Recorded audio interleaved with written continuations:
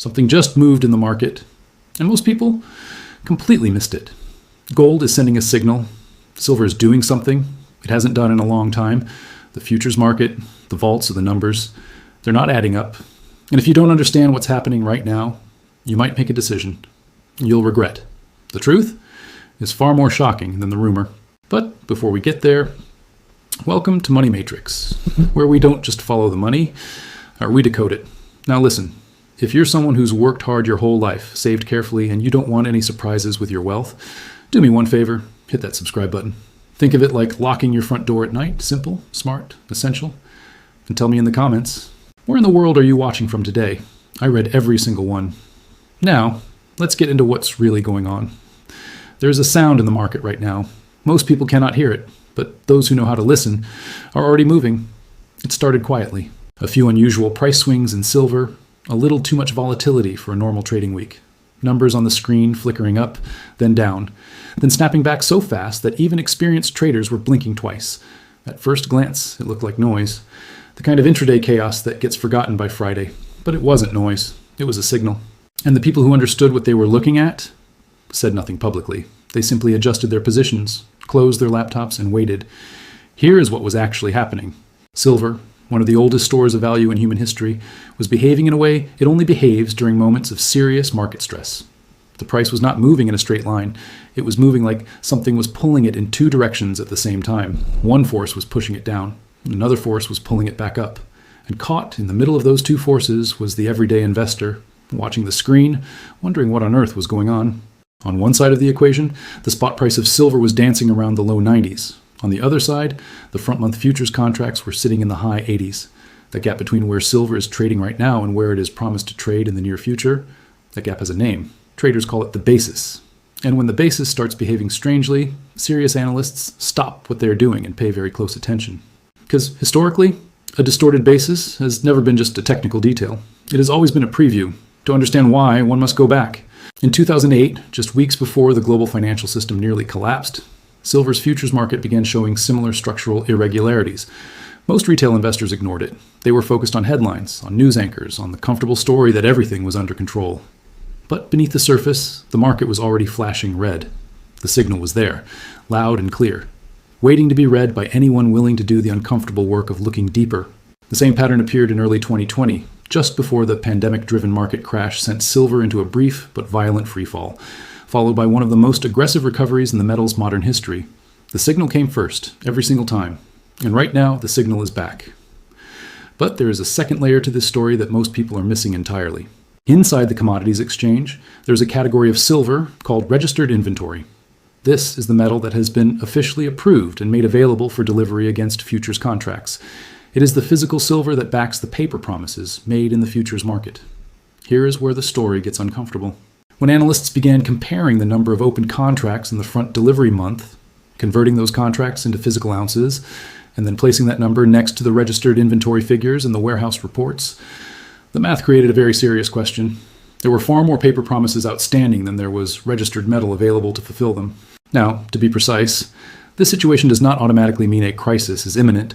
The futures market has mechanisms, role procedures, and historical precedent for managing delivery pressure. Not every contract results in physical delivery. This is a known and documented reality of how commodity futures operate. But here is what that explanation does not answer.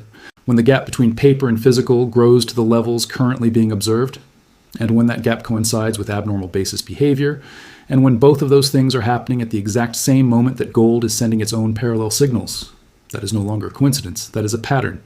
And patterns in markets are not accidents. They are the market's way of communicating before the official announcement arrives, before the press conference, before the headline, before the average investor realizes that something fundamental has already shifted beneath their feet. The people who study these patterns, the analysts, the historians, the quiet institutional voices who rarely speak on camera, they are not panicking right now. They are watching, carefully, patiently, because they have seen this before and they know exactly what usually comes next. In the world of precious metals, silver rarely lies alone. When silver whispers, gold eventually speaks. And right now, gold is not whispering. There is an old relationship between these two metals. It is not romantic. It is not symbolic. It is mathematical, brutal, and historically, almost impossible to ignore. For centuries, economists, traders, and sovereign treasuries have tracked what is known as the gold to silver ratio. The concept is straightforward. It measures how many ounces of silver it takes to buy a single ounce of gold. When that number is high, silver is historically undervalued relative to gold. When that number compresses, when silver starts closing the gap, something significant is usually already in motion beneath the surface of the global economy. Right now, that ratio is moving, and the direction it is moving has the attention of people who are paid very serious money to notice exactly these kinds of shifts. But before diving into what the ratio is saying, one must first understand what gold itself is doing. Gold recently crossed and held above the $5,000 per ounce level. To the casual observer, that number sounds impressive but abstract, a big round number on a screen, something to mention at dinner. But to the serious analyst, a sustained hold above $5,000 is not a headline moment. It is a structural confirmation. It means that the world's most historically trusted store of value has now repriced itself at a level that reflects something the broader public has not yet fully processed. Inflation alone does not explain it. Interest rate policy alone does not explain it. Geopolitical tension alone does not explain it.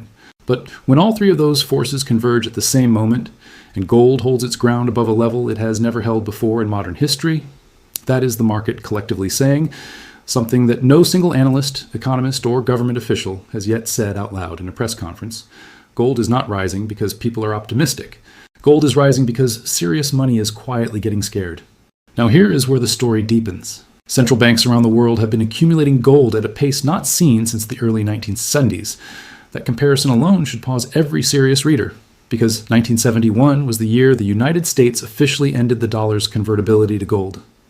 It was the moment the modern financial system, the one that every business, every entrepreneur, and every investor operates inside today, was fundamentally restructured overnight. The central banks buying gold right now are not doing so because they read a positive forecast on a financial news channel. They're doing so because they manage the monetary reserves of entire nations. Their decisions are made years in advance. Their analysis runs deeper than anything available to the public.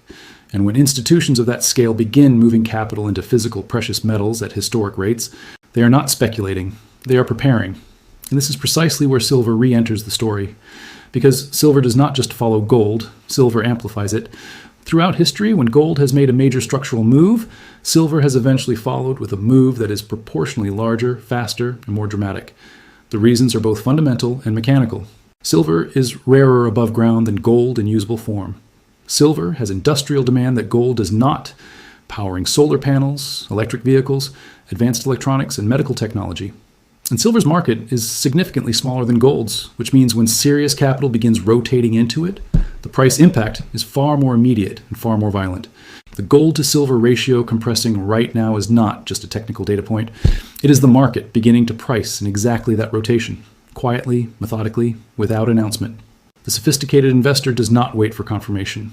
By the time confirmation arrives, by the time the mainstream financial media is running the headline, the opportunity has already closed. The position has already been built. The move has already begun. What silver started last week with its unusual price behavior, gold has now confirmed.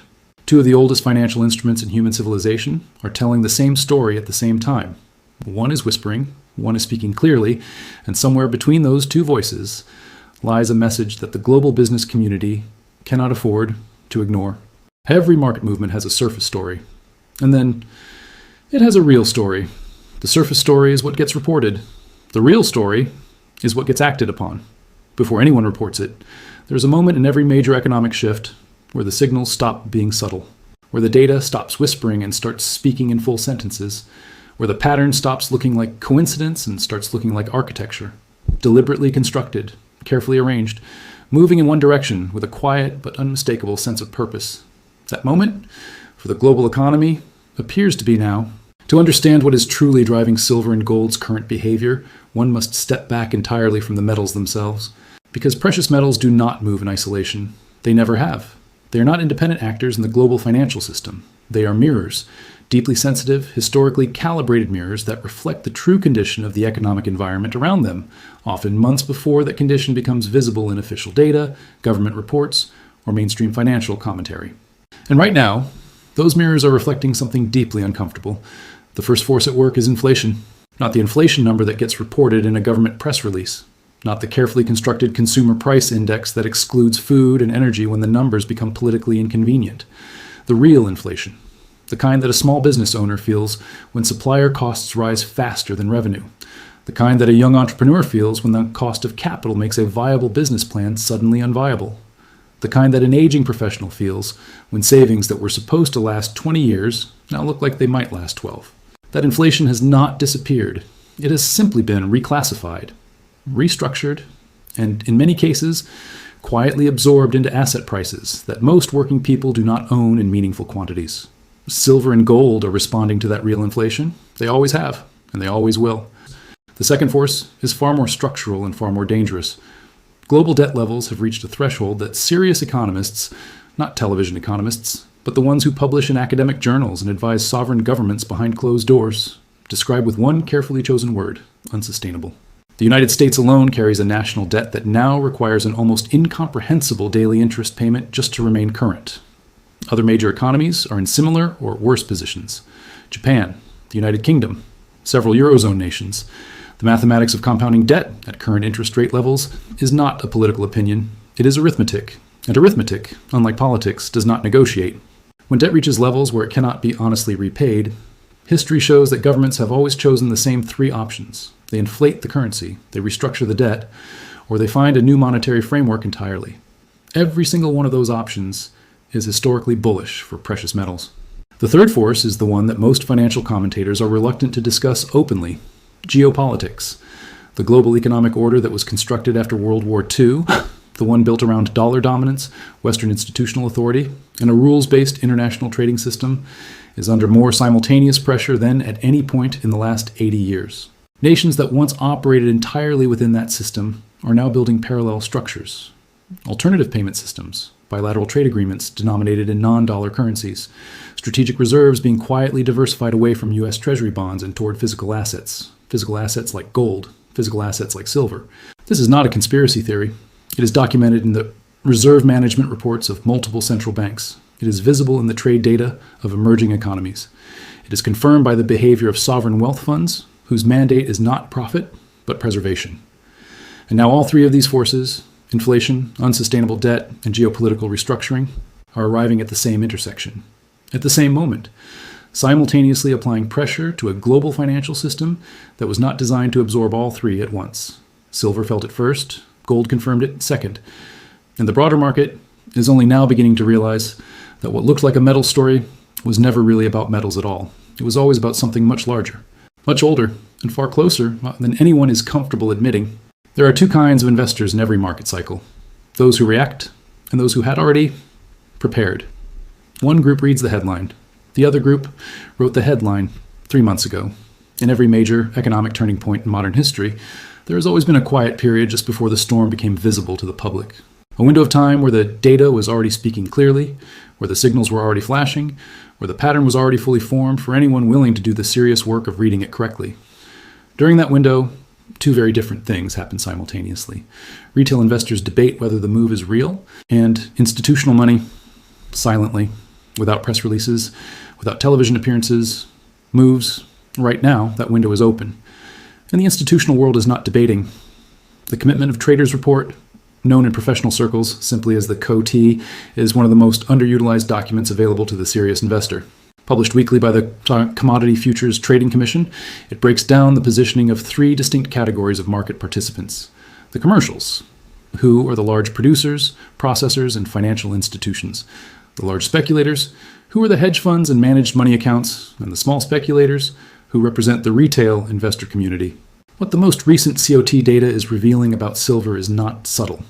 Commercial hedgers, the category that historically has the deepest knowledge of physical supply and demand dynamics, have been adjusting their positions in a manner that seasoned analysts recognize immediately. They are not positioned for silver to quietly fade away. They are positioned for a market that is preparing to move significantly. The direction that serious institutional positioning suggests is not downward. To understand the true weight of this moment, one must examine what history actually recorded. In 2008, as the global financial crisis was building beneath the surface, silver briefly collapsed alongside broader markets. But those who studied the COT data carefully during that collapse noticed something critical. Commercial positioning during the decline was not bearish. It was accumulative. While retail panic selling was pushing prices lower, informed institutional hands were quietly absorbing every ounce being sold. By 2011, silver had risen from under $9 per ounce to nearly $50 per ounce. The signal had been there in 2008, visible, documented, available to anyone who chose to look. In 2020, the same pattern repeated with remarkable precision. The pandemic crash sent silver briefly below $12. COT data during that period showed commercial positioning that mirrored 2008 almost exactly. Within 18 months, silver had nearly tripled from its panic lows. The signal had been there again, same structure, same institutional behavior, same result. Now consider what sovereign wealth funds and family offices, the quietest and most sophisticated pools of capital on Earth, have been doing throughout 2024 and into 2025. They have been increasing allocations to physical precious metals at a pace that their own quarterly disclosures, buried deep in regulatory filings that almost nobody reads, clearly document. These are not momentum traders chasing a chart. These are multi-generational capital managers whose entire mandate is to protect and grow wealth across decades, not quarters. Their time horizon makes their decisions more meaningful, not less, because when capital that thinks in decades begins moving toward an asset class, it is not reacting to today's news. It is responding to a structural reality that their research identified long before today's news existed. For the business community, for the aspiring entrepreneur, for the young professional building their financial foundation, the lesson embedded in all of this is not simply about silver or gold. It is about the discipline of reading signals before they become headlines. It is about understanding that every major wealth transfer in economic history was not random. It was not luck. It was the predictable outcome of informed preparation colliding with uninformed reaction. The people who built lasting wealth during 2008 were not the ones who panicked. They were the ones who had studied the signal, trusted the pattern, and positioned themselves quietly, while everyone else was still asking whether the move was even real. Right now, silver is sending a signal. Gold has confirmed it. The macroeconomic forces behind it are not temporary. The institutional positioning data supports it. And history, patient, precise, and completely indifferent to opinion, has already shown exactly what tends to follow. When all of these elements arrive together at the same moment in the same market, at the same time, the signal is not coming. The signal is not approaching on the horizon. The signal is already here. The only question that remains is the same question that has separated informed investors from everyone else across every major economic cycle in modern history. Are you paying attention?